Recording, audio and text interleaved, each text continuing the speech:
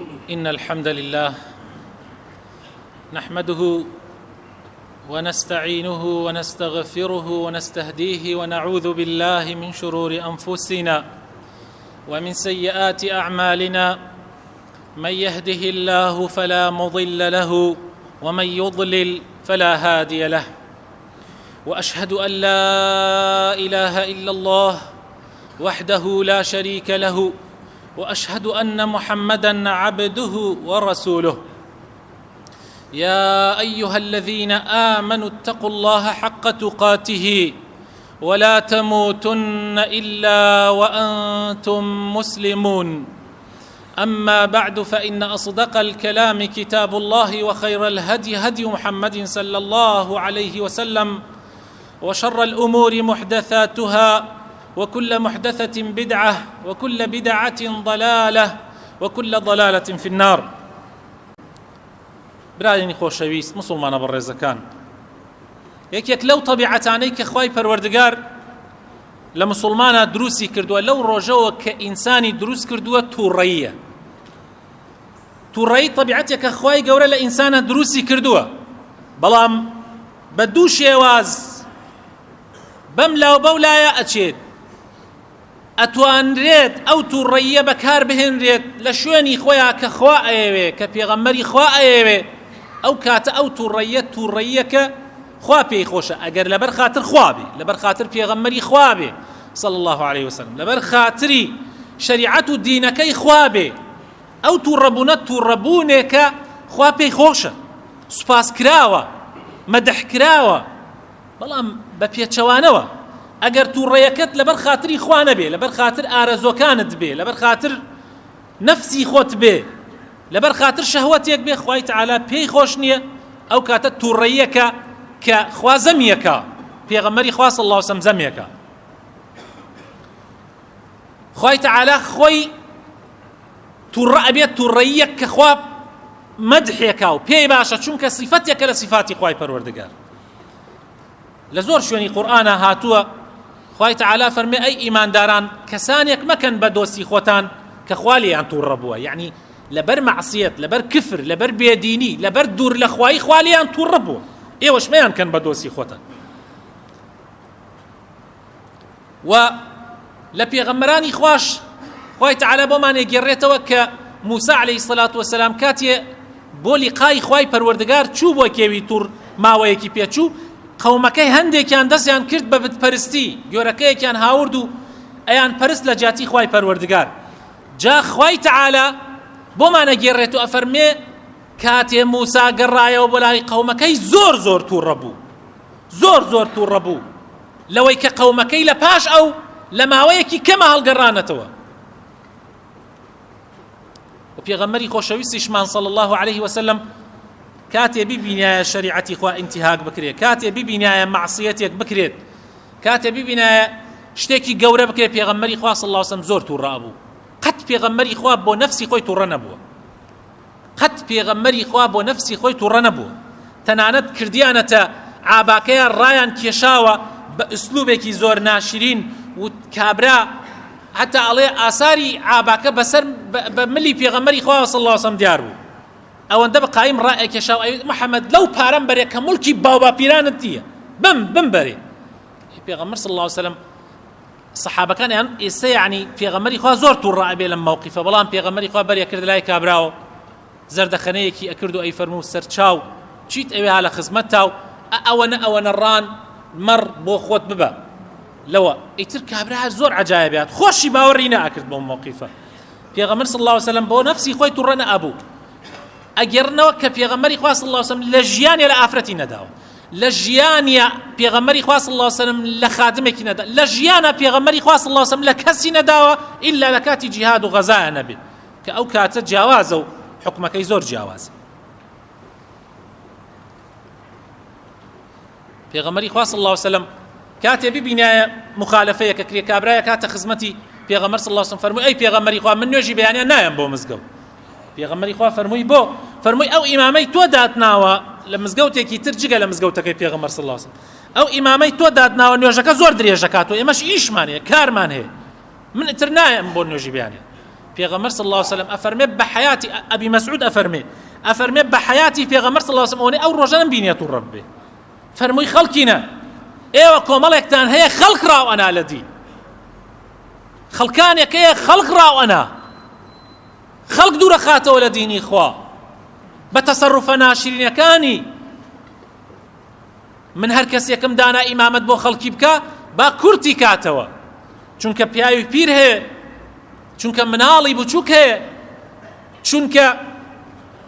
کەسێک هەیە لەناو جەماعەتە احتیاجیەکێ چونکە هەیە نەخۆشە و ناتوانێت ڕابۆست ئێوە بۆ نوێژەکان درێژەکەنەوە لەو حاڵەتانە پێغەمبەر صلی الله علیه و سلم تووڕە ئەبێ دەربارەی تووڕەبوونی مەذمومیش خوای تعالی لە قورئانە ئەفەرمێ ئەی پێغەمبەری خوا ئەگەر بە ڕەحمەتی خوا تۆ نەرمونیان بووی بۆ مسلمانان ئاوا دڵیان بۆت نەرم بوو خۆشتیان ئەوە شوێنت کەوتون ئەگەر کابرایەکی توند بوایی تووڕە بوایی درژ بوایی زبر بوایی کەس شوێنت ناکەوت خەڵک بە دەور تاکۆ نەئەبوویەوە ڕەحمەتی خوایە کە ئینسان نەرمونیان بێ ڕەحمەتی خوایە کە ئینسان لەسەر خۆی بێ ڕەحمەتی خوایە کە ئینسان تووڕەیی نەحەق نەبێ یەک تووڕە یەکجار وا هەیە دنیا یەکتێکە داتە ملێکە بە یەک تووڕەی چەنەها کەسە کوژرێ دوژمنایەتی لە بین دوو عەشرە تا دروست ئەبێ دوو قەوم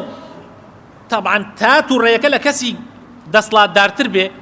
زەلام مناڵێ تووڕەت بێ زەرەرێکی کەمتر ئەدا بەڵام باوکەکەی تووڕە بێ گەورەتر ئەگەر قایمقامێ لە شارێکا تووڕە بێ گەورەتر وەزیرێ تووڕە بێ خراپتر حتا بێ کارەساتەکە گەورە ئەبێ ئەگەر ڕەیسی وڵاتێ تووڕە بێ ئەو ئیتر کارەسات گەورە ڕۆدە بۆیە حتا ئینسان مەسئولیەتەکەی گەورەتر بێ ئەبێ ئاگای زیاتر لە خۆی بێ پێغەمبەری خوا صلی الله علیه و سلم ڕۆژێکیان دای بەلای قەرەباڵغیەکە فەرمووی ئەوە چییە وا خەڵق قەرەباڵغی وتیان ئەی پێغەمبەری خوا فڵان کەسی زۆران بازە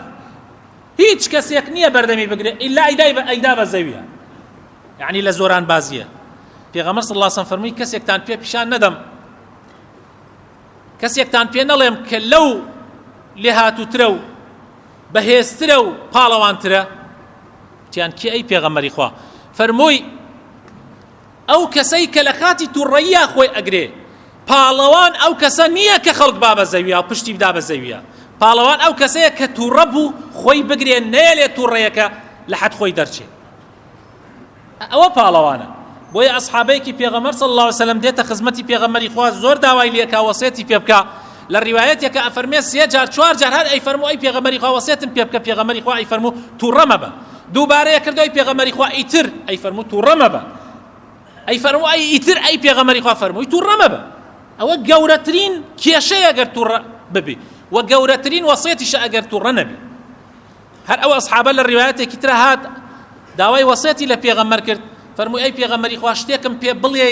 بیکەم بمخاتە بەهەشتەوە پێغەمبەری خوا صلی الله علیه و سلم فەرمووی تووڕە مەبە وەلەکە الجەنە لا تەغضب وەلەکە الجەنە ئەبوو دەردە هاتە خزمەتی پێغەمبەر صلی الله علیه و سلم جابراینە زۆر زۆر مهمە ئینسانی مسلمان خۆگر بێ پیاوی مەیدان بێ لە کاتی خۆیان تووڕە ببێ کە پێویست بکاو لەبەر خاتر خوا بێ نیەتی خۆی محاسبەی نیەتی خۆی بکە لە کاتێکیشا کە بزانێ شوێنی خۆی نییە و کاتی خۆی نییە باتر تووڕە نەبێ و پێویست بە تووڕەبوون ناکە جا ئێستا دێینە سەر ئەوەی کە چۆن عیلاجی تووڕەی بکەی تووڕەیە خراپەکەت چۆن عیلاجی بکەی ئەگەر ڕووی تێت کرد یەکەم عیلاجی ئەوەیە کە خوات لەبیر بێ خوای تعالی لە قورئانی پیرۆزە ئەفەرمێ واذكر ربك إذا نسيت واذكر ربك إذا نسيت عكرمة كيكك لمفسرين ولتابعين أفرمي واذكر ربك إذا نسيت يعني إذا غضبت يعني خواب خرابيري خود كاتي تور رأبي بزانا بو تور رأبي نيتي خود فاكر ولا برشي تور رأبي إمامي علي بيستوتانا كالقل بالوانترين بالوانا كاني قريشا لك غزاي خندقا بوبا مبارزيانو برانبر يكرا وستان كابرا أيود كس عمري كري ود أيود كس نام دابا زاوية كس إيش دابا زاوية كاتب برانبر إمامي علي بويا إمامي علي دايبا زاوية وباشم شركة شوبان سينجي كابرا تفيكي لإمامي علي كر إمامي علي هل صايا ونيكوش دوباره هم شري كر لقال أم جا كشتي وتيان كم جات تو دات الزاوية إما بتمابو النجاة من بيلي بلامتو هل صايتا وندكشت شم شركة شي لدسي كوتوبو كابرا إمامي علي فرموي تفيكي ليه كردم كتفكي ليه كردم نفسم وتی تووڕێمی کرد کە بیکوژم ئەو کاتە ئەگەر بم کوشتایە بۆ نفسی خۆم ئەم کوشت نفسم تێکەڵ بوو من حەزم کرد لەبەر خاتر خوا بیکوژم. زۆر مهمە برا بەڕێزەکانم ئێمە زۆربەی کارەکانمان بۆ نفسی خۆمانە زۆربەی کارەکانمان بۆ نفسی خۆمانە. دووهەم دائما بیر لەوە بکەنەوە پاداشتی ئەو کەسانەی کە تووڕە نابن چەند گەورەیە. خوای گەورە لە قورئانە زۆر باسێکە بەس من یەک ئاەت عەرزتانەکەم. خوای تعالی ئەفەرمێ وسارعوا إلى مغفرة لسورة آل عمران وسارعوا إلى مغفرة من ربكم وجنة عرضها السماوات والأرض. فلبكن خيرابكن بو پاداشتی خوا بۆ لێبوردنی خوا و بۆ بەهەشتێک پانتایەکەی ئاسمانەکان و زەویە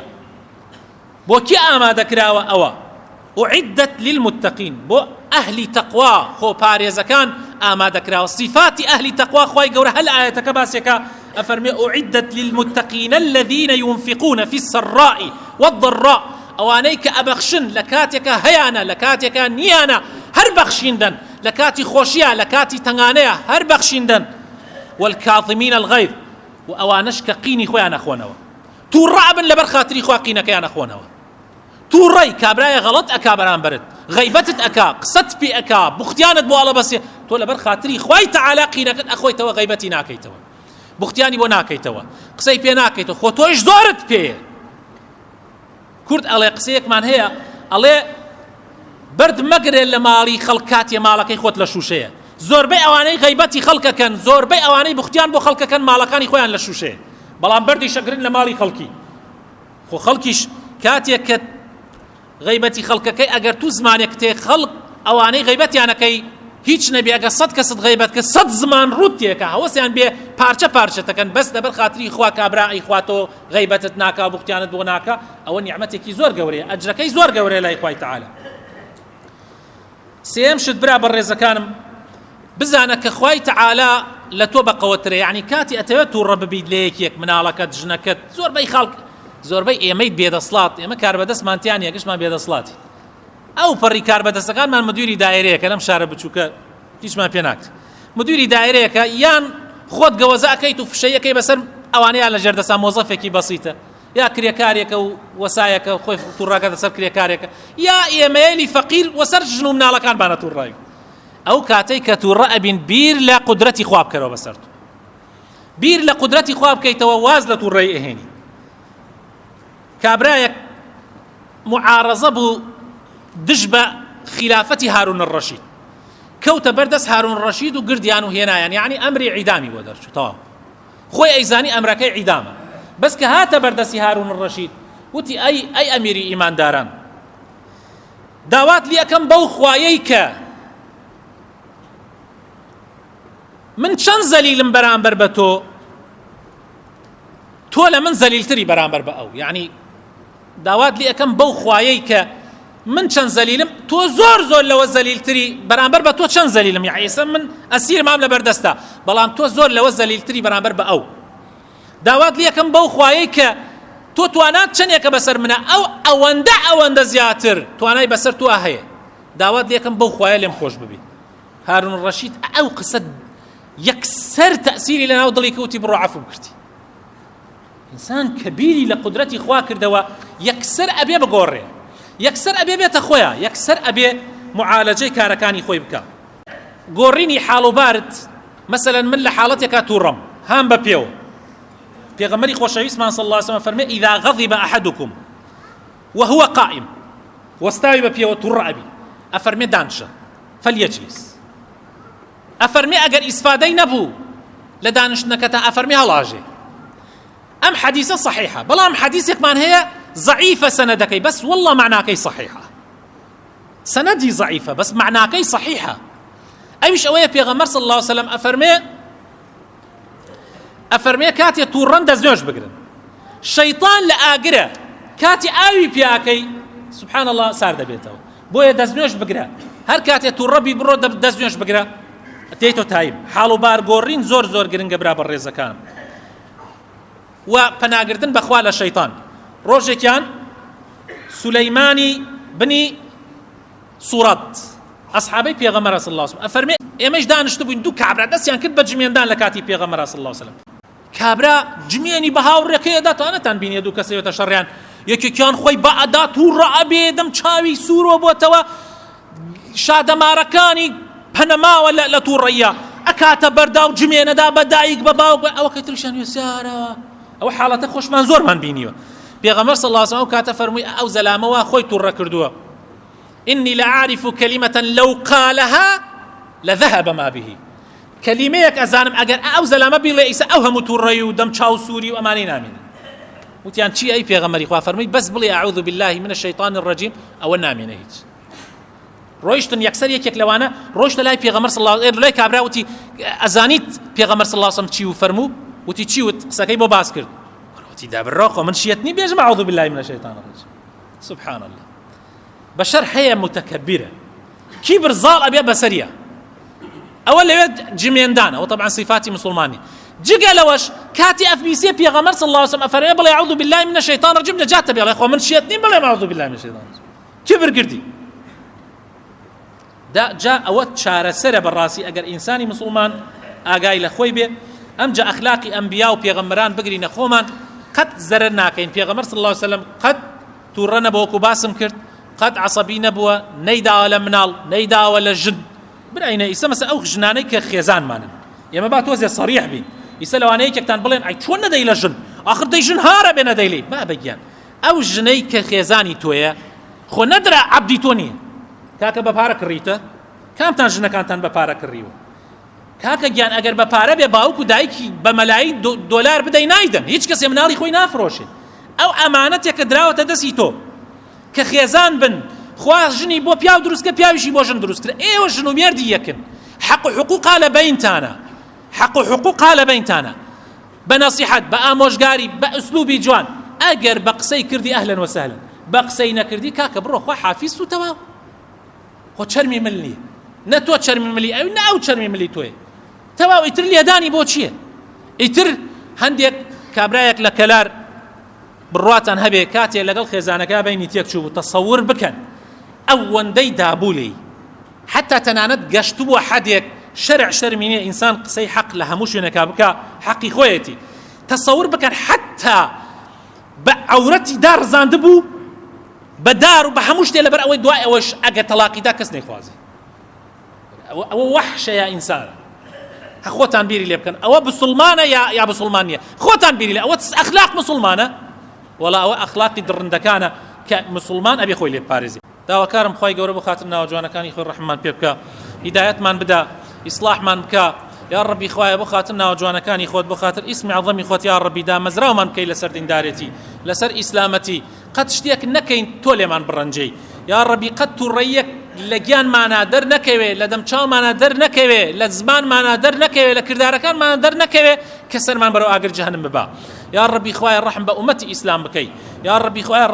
رحم بم ملتي كردو ملتي كردستان كيت يا أجي يا ربي رحمي فيها بكي يا ربي رحم بملتي عراق بكي يا ربي رحم بهمو ولاتاني إسلام بكي لهمو دنيايا يا ربي خويا بخاتنا وجوانا كان يخوت أمن وآسايش لولات ما برقرار بكي يا ربي خويا أويك أمولاتي خوشويو خويني خوي لم لسبيناوي أويا أرجيك عالم إسراحتك يا ربي رحمي فيها بكي يا ربي خوايا أويك دجمني أملتيو حزك أملت برو خرابة براو آجاو فتنيتي أناتو يا ربي خوايا لكولي أملتي بكيتوا